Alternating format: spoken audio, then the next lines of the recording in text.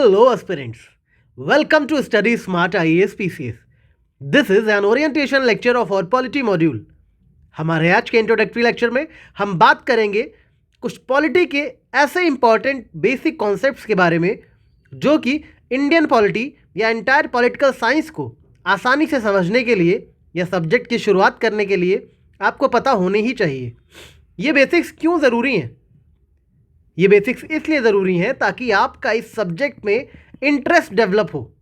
किसी भी सब्जेक्ट को पढ़ने से पहले आपको उस सब्जेक्ट से अटैचमेंट होनी चाहिए, उस सब्जेक्ट के कोर को जानने की ज़रूरत होनी चाहिए, ताकि जब आप उस सब्जेक्ट को पढ़ो तो आपको ये रियलाइज़ होना चाहिए कि ये सब्जेक्ट मैं क्यों पढ़ रहा हूँ, इस सब्जेक्ट का मेरी लाइफ को पढ़ने में मेरी लाइफ पे क्या इम्पैक्ट होगा। ये सब चीज़ें आपको पता होनी चाहिए ताकि आप सिर्फ ये सब्जेक्ट यूपीएससी एग्ज़ाम क्वालिफाई करने के लिए ना पढ़ो, बल्कि आप इस सब्जेक्ट से ऐसे अटैच हो जाओ जैसे आप रियल लाइफ एग्जाम्पल्स में इस सब्जेक्ट से जुड़े कोई भी एग्जाम्पल देखो तो आपको उन इश्यूज़ के बारे में अवेयरनेस क्रिएट करने का मन हो, आपका इन इश्यूज़ के बारे में डिस्कशन करने का मन हो। तो हम पूरी इंडियन पॉलिटी को इस तरह से पढ़ेंगे कि इससे रिलेटेड जितने भी टॉपिक्स प्रीलिम्स या मेंस में हों वो सब आपके दिमाग में अच्छे से क्यूरियोसिटी जगाएं और आप इस टॉपिक्स को, इस पूरे सब्जेक्ट को पूरे इंटरेस्टिंग वे में पढ़ो। हमारा पॉलिटी पढ़ने का फ्रेमवर्क आज स्टार्ट होगा कुछ बेसिक कॉन्सेप्ट के साथ, जैसे कि स्टेट क्या होता है, व्हाट इज़ स्टेट, क्योंकि अगर पॉलिटी स्टार्ट कर रहे हो तो पॉलिटिकल साइंस में स्टेट किसे बोलते हैं, ठीक है।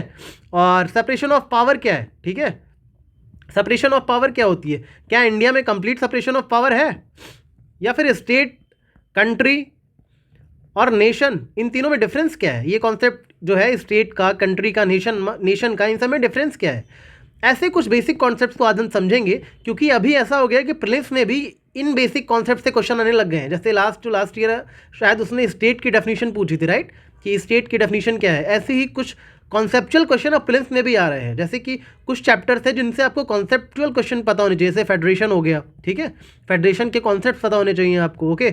और ये सैलिएंट फीचर्स ऑफ कॉन्स्टिट्यूशन वाले जितने भी टॉपिक्स हैं वो सारे उनके कॉन्सेप्ट क्लियर होने चाहिए। फंडामेंटल राइट्स, ये तो बहुत ज़रूरी इशू है, ठीक है, इसको अच्छे से इसके जितने कॉन्सेप्ट्स हैं ये पता होने चाहिए। बाकी प्रीएम्बल, डीपीएसपी, फंडामेंटल ड्यूटीज़, ये यूपीएससी के ऐसे कोर टॉपिक्स हैं जिनसे क्वेश्चंस रिपीट होते ही होते हैं। तो आज के इंट्रोडक्टरी लेक्चर में हम सबसे पहले अच्छे से कुछ बेसिक टॉपिक्स को पढ़ेंगे, फिर कल से जो हमारा मॉड्यूल स्टार्ट होगा उसमें हम डिटेल में पूरी पॉलिटी को स्टार्ट करेंगे। तो चलिए शुरू करते हैं आज का लेक्चर। सबसे पहले बात करते हैं कि कंट्री, नेशन और स्टेट, इन तीनों में डिफरेंस क्या होता है। तो बात शुरू करते हैं स्टेट से। अगर कोई आपसे पूछे व्हाट इज़ स्टेट, तो पॉलिटिकल साइंस के टर्म में अगर हम बात करें, जैसे इंडिया में तो वैसे स्टेट्स कई सारे होते हैं, कंट्री एक है, ठीक है, बट उस टर्म में नहीं, पॉलिटिकल साइंस के टर्म में अगर स्टेट की बात करें तो स्टेट एक ऐसी जगह जहाँ पे कोई पॉपुलेशन रहती है, ठीक है, कोई पॉपुलेशन रहती है, उसकी एक फिक्स टेरिटरी है, ओके, एक फिक्स टेरिटरी है उस पॉपुलेशन की, और उन लोगों ने ऑर्गेनाइज होकर एक गवर्नमेंट बना दी है, ऑर्गेनाइज्ड गवर्नमेंट वहाँ पे चलती है, ठीक है, और वो लोग सॉवरेनिटी एंजॉय करते हैं, सॉवरेन होते हैं, ठीक है। सॉवरेन होने का क्या मतलब है कि वो लोग अपने डिसीज़न किसी इन्फ्लुएंस में आके नहीं लेते, अपने डिसीज़न खुद लेते हैं विदाउट एनी एक्सटर्नल इन्फ्लुएंस, ये सॉवरेनिटी होती है। तो एक स्टेट होने के लिए क्या 4 क्राइटेरिया जरूरी हैं, फिक्स टेरिटरी होनी चाहिए, पॉपुलेशन होनी चाहिए, एक गवर्नमेंट होनी चाहिए ऑर्गेनाइज्ड, और सॉवरेनिटी होनी चाहिए, अपने डिसीजंस खुद लेने की ताकत होनी चाहिए। तो ये 4 एलिमेंट्स मिलके स्टेट का फॉर्मेशन करते हैं, ठीक है। अच्छा, स्टेट के फॉर्मेशन की बात है तो आपको याद रखना चाहिए कि कौटिल्य ने अपने अर्थशास्त्र में, जो कौटिल्य था ना, उसने अपने अर्थशास्त्र में 7 पार्ट्स ऑफ स्टेट बताए थे। कितने पार्ट्स? 7 पार्ट्स ऑफ स्टेट बताए थे, ओके। ये आपके हिस्ट्री में भी क्वेश्चन आ सकता है पुलिस में। उसमें क्या क्या था? फोर्ट, ठीक है, एक फोर्ट होना चाहिए स्टेट के पास, मतलब एक फोर्टिफिकेशन होना चाहिए, दुर्ग होना चाहिए, किंग होना चाहिए उस स्टेट को रन करने के लिए, ट्रेजरी होना चाहिए, भाई पैसे तो होने ही चाहिए ना किसी भी, अगर आपको स्टेट रन करना है तो, फोर्स होनी चाहिए, ओके, और मिनिस्टर्स होने चाहिए आपके पास आपको असिस्ट करने के लिए, ओके, और आपके फ्रेंड्स होने चाहिए, यानी कि अलाइज होने चाहिए जो कि ज़रूरत के वक्त पे आपको आपकी मदद कर सके, और आपकी एक टेरिटरी तो होनी ही चाहिए, फिक्स टेरिटरी यहाँ भी होनी चाहिए। तो कौटिल्य के अर्थशास्त्र में ये सप्तांग 7 अंग बताए गए थे स्टेट्स के, 7 पार्ट्स ऑफ स्टेट, ओके। तो ये चीज़ें आपको स्टेट के बारे में पता होनी चाहिए कि ये एक पॉलिटिकल यूनिट होती है, ठीक है, पॉलिटिकल यूनिट होती है स्टेट की। जब भी बात आए पॉलिटिकल टर्म में बात आएगी। नेशन की बात आए तो कल्चरल यूनिट की बात होगी, ओके। और कंट्री की बात अगर कोई करे तो ये जोग्राफिकल यूनिट की बात होगी, ओके। तो ये स्टेट देख लिया आपने। अब अगर कोई आपसे पूछे ओके देन नेशन क्या होता है, देखो नेशन की डेफिनेशन थोड़ी स्टेट से अलग है। सुनने में ये तीनों चीज़ें सेम लगती हैं मगर कुछ डिफरेंस है। देखो नेशन में क्या डिफरेंस होता है, नेशन में डिफरेंस ये होता है कि जो नेशन की बात होती है ना, यहाँ पे क्या होता है कि एक ऐसी जगह जहाँ पे कल्चरल होमोजेनिटी हो, ओके, सबका सेम कल्चर हो, ठीक है, सेम कल्चर हो एंड ऑलमोस्ट सेम लैंग्वेज बोलते हो लोग एक जगह के, ओके, और ऑल्सो सेम ट्रेडिशन हो, ठीक है, सेम ट्रेडिशन हो, सेम कल्चर हो। तो ये सब मिला के अगर ऐसा किसी एक जगह पे है तो उसको नेशन कहते हैं, ठीक है। तो अब आप इंडिया का एग्जांपल देखो, अगर आपसे कोई पूछे इंडिया एक नेशन है, ट्रू सेंस में क्या इंडिया एक नेशन है? अब आप सोचो, मैंने क्या बोला, सेम कल्चर होना चाहिए, सेम ट्रेडिशन होना चाहिए, ठीक है, सेम लैंग्वेज होनी चाहिए। बट हमारे इंडिया में तो कितनी सारी लैंग्वेजेस हैं, कितने सारे ट्रेडिशंस हैं, कितने सारे कल्चर्स एक साथ को एग्जिस्ट करते हैं, लाइक डाइवर्सिटी है ना इंडिया में। तो इसलिए इंडिया को कहा जाता है कि इंडिया एक स्टेट तो है बट इंडिया पॉलिटिकल साइंस के टर्म में देखो तो एक कंप्लीट स्टेट नहीं है, ठीक है, एक कंप्लीट नेशन नहीं है, नेशन नहीं है। क्यों? क्योंकि एक कंप्लीट नेशन बनने के लिए हमें कहा जाता है अगर इंडिया को एज अ नेशन इवॉल्व होना है तो उसको अपने कास्ट और कल्चरल डिफरेंसेस से ऊपर आकर एक थोड़ी सी होमोजेनिटी लानी पड़ेगी। आई थिंक ये जो यूनिफॉर्म सिविल कोड का कॉन्सेप्ट है ये भी इसी डायरेक्शन में एक कदम है कि आप इंडिया को स्टेट से नेशन की तरफ बढ़ाने की एक थोड़ी सी कोशिश कर रहे हैं, ठीक है। तो नेशन मतलब India is a state with so many Nations, ऐसा कुछ फिलोसफर्स ने कहा है कि India is state with so many Nations, okay, so many Nations. हालांकि वी आर प्राउड कि हम इंडिया जैसे नेशन में रहते हैं और नेशन वर्ड के एक डिफरेंट इंटरप्रिटेशंस भी हैं डिफरेंट लोगों के अकॉर्डिंग, मगर पॉलिटिकल साइंस में नेशंस का जो इंटरप्रिटेशन दिया गया है उसके अकॉर्डिंग इंडिया नेशन की डेफिनेशन में फिट नहीं बैठता है। वहीं कंट्रीज़ लाइक अरब कंट्रीज़ जो है, ठीक है, अरब कंट्रीज़ हैं, अरब को नेशन बोला जाता है, ठीक है, नेशन। अब अरब इज़ अ नेशन बट अरब है डिफरेंट स्टेट्स, अरब एक स्टेट नहीं है मगर अरब एक नेशन है, ठीक है, डिफरेंट स्टेट्स। अब अरब का नेशन क्यों है? क्योंकि आप देखोगे यमन अलग है, ठीक है, यमन और सऊदी अरेबिया, ठीक है, सऊदी अरेबिया और ये इजिप्ट हो गया, ये सब अरेबियन कंट्रीज हैं, ओके, अरब नेशंस हैं। मगर यहाँ पे कल्चर सेम है इसलिए ये नेशंस हैं मगर ये डिफरेंट स्टेट्स हैं क्योंकि यहाँ की पॉलिटिकल सब कुछ अलग है, पॉलिटिकली ये लोग अलग हैं मगर इनका कल्चरल होमोजेनिटी और वो सब चीज़ें सेम है इसलिए अरब नेशंस कहलाते हैं, ठीक है। वहीं जापान है, जापान का एग्जाम्पल अगर ले तो वो नेशन स्टेट है, यानी कि वो एक नेशन भी है और स्टेट भी है क्योंकि वो पॉलिटिकली भी यूनाइटेड है और नेशन उसमें नेशन वाली बात भी है, वहाँ पे एक ही कल्चर, एक ही लैंग्वेज और एक ही ट्रेडिशन को मतलब फॉलो किया जाता है, ठीक है। तो जापान का एग्जांपल ले लिया, यूके का भी यही है, UK is also nation state, okay, वहाँ पे भी मतलब होमोजेनिटी है काफ़ी हद तक और पॉलिटिकली भी वो लोग यूनाइटेड है। तो ये बात हो गई हमारी किसकी, नेशन की। तो आपको समझ आ गया स्टेट और नेशन में क्या डिफरेंस है, ठीक है, अब आप किसी को भी बता सकते हो, राइट। तीसरा बात करते हैं कंट्री की। कंट्री को बस हम एक जोग्राफिकल यूनिट के तौर पे देखते हैं, एक जोग्राफिकल यूनिट है जहाँ पे कुछ लोग रह रहे हैं तो उसको कंट्री बोला जाएगा, ठीक है। तो जैसे हमारी कंट्री पूरी इंडिया है, ठीक है, डिफरेंट उसमें स्टेट्स हैं तो वो क्या हो गई, कंट्री हो गई। तो ये हमारा हो गया क्या, कंट्री, नेशन और स्टेट में डिफरेंस। आई होप आपको ये समझ आ गया होगा, ठीक है। अच्छा, पॉलिटी का ओरिएंटेशन लेक्चर चल रहा है तो मैं आपको बता दूं कि मैं ट्रेडिशनल वे में आपको ये क्या PYQs पॉलिटी में आते हैं, प्रीलिम्स में आपको किन एरियाज पे फोकस करना चाहिए, ये सब चीज़ें मैं यहाँ पे आपको नहीं बताने वाला हूँ क्योंकि ये सब चीज़ें आप UPSC एस्पिरेंट्स और आपको पता होंगी कि पॉलिटी कितना इंपॉर्टेंट है हमारे प्रीलिम्स के लिए, ठीक है।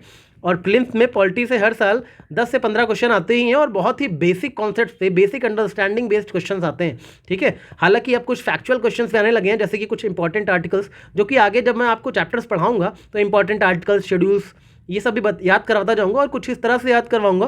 वो मेरी टीचिंग स्किल होगी कि आपको जब मैं पढ़ाऊं तो आपको वो चीज़ें पढ़ते पढ़ते ही याद हो जाएं, बशर्ते आपको अपने साथ पेन पेपर लेना है और जो हमारी मैगजीन होगी उसको साथ साथ खोल के बैठे रहना है। आपको सब कुछ आपके दिमाग में इम्प्रिंट होता जाएगा, वो मेरी जिम्मेदारी है, ठीक है। बस आपको ध्यान लगा के पढ़ते रहना है, ठीक है। तो ये हो गया पॉलिटी के 3 बेसिक कॉन्सेप्ट, स्टेट, नेशन और कंट्री। आई होप इसमें आपको कोई दिक्कत नहीं है, ठीक है। अब चलते हैं कि जैसे स्टेट की बात हुई, ठीक है, अब बात ये हुई कि अगर बोला जाए कि स्टेट एग्जिस्टेंस में कैसे आता है, ठीक है, ये स्टेट का कॉन्सेप्ट एग्जिस्टेंस में कैसे आया। सबसे पहले स्टेट कॉन्सेप्ट की बात किसने की, अगर कोई आपसे ये पूछे तो क्या बोलोगे।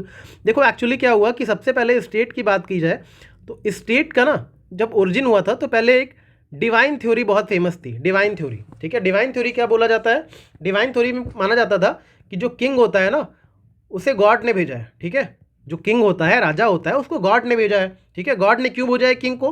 किंग को इसलिए भेजा है ताकि उसकी बात लोग माने, मतलब लोगों को ब्लाइंडली फॉलो करना चाहिए किंग के ऑर्डर्स को, क्योंकि किंग जो है गॉड के द्वारा भेजा गया, मतलब राजा को भगवान के समान मानते थे, ठीक है। तो इसलिए राजा हमारी रक्षा करेगा, राजा हमें रूल करेगा, और यही स्टेट का कॉन्सेप्ट पहले फेमस था, ठीक है, कि डिवाइन थ्योरी मानी जाती थी। उसके बाद कुछ फिलोसफर्स आए जैसे कि लॉक्स, हॉब्स एंड रशी जैसे फिलोसफर्स आए जिन्होंने सोशल कॉन्ट्रैक्ट की थ्योरी दी। अब ये सोशल कॉन्ट्रैक्ट थ्योरी क्या है? इसमें ये बोला गया कि जो एक थिंकिंग थी ना हमारे नॉर्मल लोगों में कि माइट इज़ राइट, इस थिंकिंग से ये लोग डाइवर्ट हुए। ये लोग क्या हुए? डाइवर्ट हुए। नहीं, माइट इज़ राइट ये ज़रूरी नहीं है, हमें ब्लाइंडली फॉलो नहीं करना चाहिए। तो इनको लगा कि इंडिविजुअली, इन्होंने बोला कि इंडिविजुअली अपने राइट्स और लिबर्टी मांगने से बेटर है, अपने राइट्स और लिबर्टी इंडिविजुअली मांगने से बेटर है कि हम एक सोसाइटी बना लें, यानी कि एक सोशल कॉन्ट्रैक्ट बना लें, ठीक है। सोशल कॉन्ट्रैक्ट बना लें, सोसाइटी फॉर्म कर लें, ग्रुप में आए और एक सोशल कॉन्ट्रैक्ट बना लें। कैसा सोशल कॉन्ट्रैक्ट? कि हम लोग अपने में से ही एक सोसाइटी फॉर्म कर लें, रदर देन इंडिविजुअली किसी किंग के पास जाने के, हम आपस में एक सोसाइटी बना लें और इसमें से ही किसी एक को उठा के हम राजा बना दें, ठीक है। राजा बना दें और बोलें कि आप हमारे लीडर बनो और हम सबके लिए काम करो, ठीक है। इनमें से ही हम कुछ लोगों को मिनिस्टर चुन लें, ठीक है, कुछ एक को किंग बना दिया, मतलब सारी पावर हमारे हाथ में है। We are doing this social contract कि हमारी गवर्नेंस अच्छे से होती रहे, हम एक ऑर्गेनाइज वे में गवर्नमेंट करें और सब कुछ हमारे हाथ में भी रहे, ठीक है। मतलब make someone ourself king for us and give him some powers, ठीक है, to take care of us. तो ऐसे ही आज होता है ना कि we choose our MPs, MLAs, यही तो होता है। अपने राजा को हम खुद चुनते हैं और उनको बोलते हैं आप जाइए असेंबलीज़ में, हाउसेज में जाइए, हमारे लिए लॉ बनाइए और हमें गवर्न कीजिए। तो यही सोशल कॉन्ट्रैक्ट थ्योरी यही कहती है, ठीक है, इन तीनों ने जो दी थी।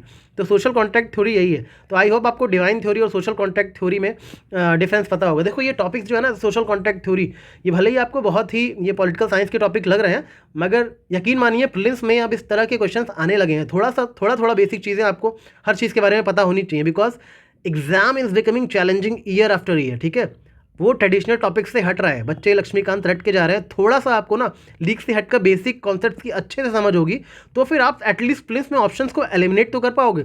इसलिए हमारा ये मकसद रहेगा इस पूरे पॉलिटी मॉड्यूल का कि हम आपके दिमाग में अच्छे से चीज़ों को डाल दें, थोड़ा बेसिक से स्ट्रॉन्ग कर दें आपके, ताकि आप एग्जाम हॉल में बैठो तो आपके मन में ये डर ना रहे कि मैं ये जो सोच रहा हूँ क्या मैं सही सोच रहा हूँ या गलत सोच रहा हूँ, ठीक है। क्योंकि ऑफन यूपीएससी की ये आदत है कि वो कन्फ्यूजिंग स्टेटमेंट्स लिखता है जिसमें आपको लगेगा कि ये तो बहुत ज़्यादा हो गया और ये मुझे कुछ समझ नहीं आ रहा है कि मैं क्या करूँ। इसलिए आपको अपने बेसिक्स पे अभी से वर्क करना होगा। अभी 4-5 महीने एग्जाम को बचे हैं, अच्छे से लग जाओ और फटाफट शुरुआत करो, ठीक है। अच्छा, ये सोशल कॉन्ट्रैक्ट थ्योरी तो हो गई कि हमने जो है बोल दिया कि आप रूल करो, मगर ये एक्चुअली गवर्नमेंट बनाई कैसी जाएगी, रूल होगा कैसे? इसके लिए हमने बनाया अपना कॉन्स्टिट्यूशन, ठीक है। हमने क्या बनाया? अपना कॉन्स्टिट्यूशन बनाया और अपने लिए एक गवर्नेंस सिस्टम बनाया। इस गवर्नमेंट सिस्टम में 3 चीज़ें होंगी, लेजिस्लेचर होगा, एग्जीक्यूटिव होगा और जुडिशरी होगी, ठीक है। इन तीनों का पावर कहाँ से मिल रही है? कॉन्स्टिट्यूशन से मिल रही है, ठीक है। लेजिस्लेचर, एग्जीक्यूटिव, जुडिशरी, ये 3 पिलर्स बनाए हमने जो हमारे लिए क्या करेंगे? वर्क करेंगे, हमें गवर्न करने के लिए ये 3 चीज़ें हमने बनाई, राइट। अच्छा, पहले के ज़माने में क्या होता था कि एक किंग होता था, ठीक है। किंग के अंडर में ही लेजिस्लेटिव होता था, किंग के अंडर में ही एग्जीक्यूटिव होता था और किंग के अंडर ही जुडिशरी भी होती थी, राइट। तो इसकी वजह से क्या होता था, अगर किंग के पास ही सारी पावर है, लेजिस्लेचर भी उसके अंदर है, एग्जीक्यूटिव भी और जुडिशरी भी, किंग खुद ही अगर सारे रोल प्ले करेगा तो दैट लीड्स टू ऑटोक्रेसी, ठीक है। उससे ऑटोक्रेसी होती है, डिस्पोटिज्म होता है कि सब कुछ, मतलब आप डेमोक्रेसी अगर कर रहे हो तो डेमोक्रेसी के लिए सबसे ज़्यादा इंपॉर्टेंट है सेपरेशन ऑफ पावर, ठीक है। अगर डेमोक्रेसी को सस्टेन करना है तो सेपरेशन ऑफ पावर बहुत ज़रूरी है। और ये कॉन्सेप्ट दिया किसने था? मॉन्टेस्क्यू ने, ठीक है। ये कॉन्सेप्ट किसके द्वारा दिया गया है? इनके द्वारा, ठीक है, सेपरेशन ऑफ पावर का। अब सेपरेशन ऑफ पावर का मतलब क्या है कि ये जो लेजिस्लेचर है, एग्जीक्यूटिव है और जुडिशरी है, इसका काम है जस्टिस देना, ठीक है। इसका काम है लॉ को इम्प्लीमेंट करना, ठीक है, इम्प्लीमेंट करना लॉ को, और इसका काम है लॉ को बनाना, ठीक है, लॉ को बनाना, ठीक है। लॉ को बनाएगा कौन? लेजिस्लेचर। लॉ को इम्प्लीमेंट कौन करेगा? एग्जीक्यूटिव। और जुडिशरी क्या करेगी? जस्टिस देने का काम करेगी, ठीक है। तो यही 3 टॉपिक हम अपने पूरे पॉलिटी सब्जेक्ट में पढ़ने वाले हैं, ठीक है। जो पूरी पॉलिटी हम आगे पढ़ेंगे ना अपनी पूरा पॉलिटी मॉड्यूल में, वो इन्हीं तीनों टॉपिक्स के अराउंड घूमेगी, क्योंकि यही हमारे बेसिक पिलर्स हैं पॉलिटी, ठीक है, चाहे किसी भी कंट्री की पॉलिटी हो। अब ये सेपरेशन ऑफ पावर की जो बात मैं कर रहा हूँ, एक्चुअली देखो ये होता क्या है और एक्चुअली इसका मतलब क्या है, लेजिस्लेटिव का, एग्जीक्यूटिव का, जुडिशरी का, ये मैंने आपको बता ही दिया। थोड़ा और डिटेल में देखें तो देखो, लेजिस्लेटिव का काम क्या है? लॉ फॉर्मेशन का, इसके लिए पार्लियामेंट बनाई गई है और लेजिस्लेटिव असेंबली बनाई गई है, ठीक है। एग्जीक्यूटिव का काम क्या होगा? लॉ को इम्प्लीमेंट करना, ठीक है। अब एग्जीक्यूटिव देखो दो तरह का होता है, ड्यूअल नेचर होता है, ठीक है। एक तो टेम्परेरी एग्जीक्यूटिव होता है, जैसे कि हम काउंसिल ऑफ मिनिस्टर्स को खुद चुनते हैं, ठीक है। स्टेट काउंसिल ऑफ मिनिस्टर्स को हम चुनते हैं स्टेट्स में, और सेंटर पे भी काउंसिल ऑफ मिनिस्टर्स चुनते हैं। तो ये टेम्परेरी एग्जीक्यूटिव होते हैं। क्या होते हैं? Temporary executive. लेकिन परमानेंट एग्जीक्यूटिव कौन होते हैं? ब्यूरोक्रेट्स होते हैं, जिसके लिए आप तैयारी कर रहे हो। एक बार आप IAS बन गए, IPS बन गए, तो आपके पास पूरी ब्यूरोक्रेसी है, और आप क्या होगे? आप क्या कहलाओगे? ब्यूरोक्रेट्स। और परमानेंट एग्जीक्यूटिव आप लोग ही होगे। मेनली लॉ इंप्लीमेंट करने का काम आपका ही होगा। ये लोग तो 5 साल बाद चले जाएंगे, हार गए, जीत गए, इनका कोई भरोसा नहीं है, बिकॉज ये टेम्परेरी एग्जीक्यूटिव है। आप परमानेंट एग्जीक्यूटिव है। Bureaucrats are the permanent executive. तो एग्जीक्यूटिव समझ आ गया। और जुडिशरी में 3 चीज़ें हैं, सुप्रीम कोर्ट, हाई कोर्ट और लोअर कोर्ट्स। तो ये चीज़ें आपको समझ आ गई कैसे ये फंक्शन करता है, राइट। अभी देखते हैं कि क्या जो इंडिया है, ठीक है, इसमें क्या सेपरेशन ऑफ पावर क्लियर है? क्लियर सेपरेशन ऑफ पावर है इंडिया में? तो अगर कोई आपसे पूछे कि क्या इंडिया में क्लियर सेपरेशन ऑफ पावर है या नहीं, तो आपको यही बोलना है कि नो। क्यों? क्योंकि इंडिया में देखो लेजिस्लेचर है ना, उसके अंदर ही एग्जीक्यूटिव आता है, राइट। यानी सपोज ये पार्लियामेंट है, राइट, और आप सपोज मिनिस्टर बन गए, ठीक है। फिर भी आपको 6 मंथ्स के अंदर पार्लियामेंट का मेंबर बनना ही पड़ेगा, ठीक है। या अगर स्टेट में हो तो स्टेट लेजिस्लेचर का मेंबर आपको 6 मंथ्स के अंदर बनना ही पड़ेगा। अगर आप मिनिस्टर हो तो, यानी एग्जीक्यूटिव का पार्ट हो, तो आप बिना पार्लियामेंट का पार्ट बने एग्जीक्यूटिव पार्ट नहीं रह सकते, ठीक है, टेम्परेरी वाले की। तो इसलिए जो पार्लियामेंट है उसके अंदर ही एग्जीक्यूटिव होता है, और जुडिशरी अलग है।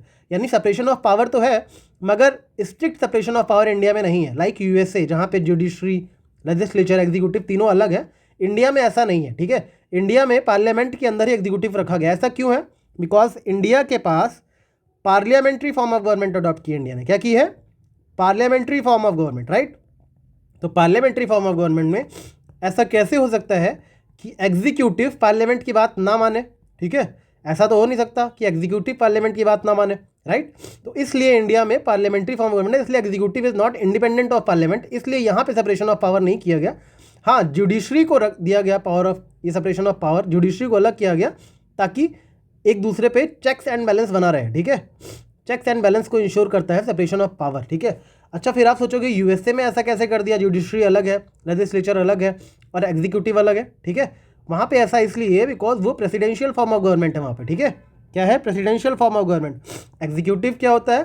प्रेसिडेंट होता है, राइट, इसमें प्रेसिडेंट होता है। लेजिस्लेचर US में क्या होती है? कांग्रेस होती है वहाँ की, राइट, कांग्रेस। और जुडिशरी वहाँ का सुप्रीम कोर्ट है ही है। तो US में इस तरह से प्रेसिडेंशियल फॉर्म ऑफ गवर्नमेंट है, इसलिए वहाँ पे क्लियर सेपरेशन ऑफ पावर है। कहाँ पे? USA में। लेकिन इंडिया में ऐसा नहीं है। इंडिया में पार्लियामेंट के अंदर ही एग्जीक्यूटिव काम करता है, ठीक है। ओवरलैप होता है दोनों में पावर का, और जुडिशरी अलग है। वहीं अगर ब्रिटेन का आप देखोगे तो ब्रिटेन में क्या है? पार्लियामेंट्री सुप्रीमेसी है, ठीक है। सेपरेशन ऑफ पावर तो दूर की बात, वहाँ पार्लियामेंट्री सुप्रीमेसी चल रही है। मतलब वहाँ के पार्लियामेंट में 2 हाउसेज है, हाउस ऑफ कॉमन्स और हाउस ऑफ लॉर्ड्स।